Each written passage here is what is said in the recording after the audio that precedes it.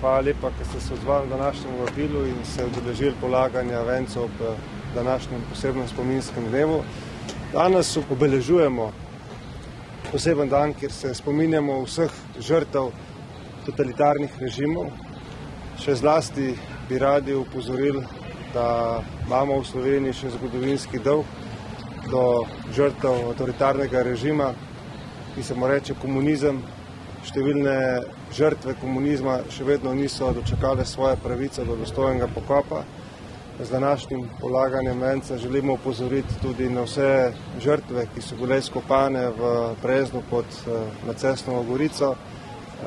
3450 žrtev še vedno ni dočakalo svoje pravice do dostojnega pokopa. Mislim, da je Slovenija tako civilizirana država, da si v tem času to vsekakor zaslužijo, da ni več kaj čakati, da je prišel čas, da mora tudi v Sloveniji dozoreti spoznanje, da se o mrtvih ne bomo prerekali, da se ne bomo politično spopadali, ampak da bomo prišli do neke točke, da ne glede na to, na kateri strani je posameznik bil, ima pravico do osnovne civilizacijske norme, to pa je, da se ga dostojno pokoplje. Želimo si, da se ne bo razplamtel hud politični boj, kje bodo te žrtve, ki so bile zdaj pod Macesnovo Gorico izkopane, pokopane.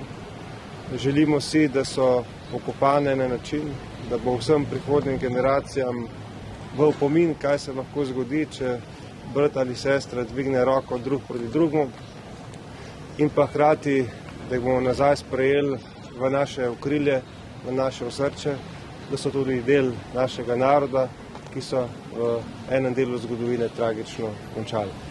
Na te stvari je v preteklosti že opozarjala predsednica republike, tudi številne druge organizacije, ki se s to tematiko ukvarjajo, opozarjajo, da je prišel čas, da je potrebno te stvari narediti, in želimo si, da bo toliko politične modrosti. Zlasti tukaj mislimo tudi na ljubljanskega župana, da preneha z nesmiselnim politikanstvom zavračanja pokopa določenih žrtev, ker ne bi bili po njihovo na napačni strani.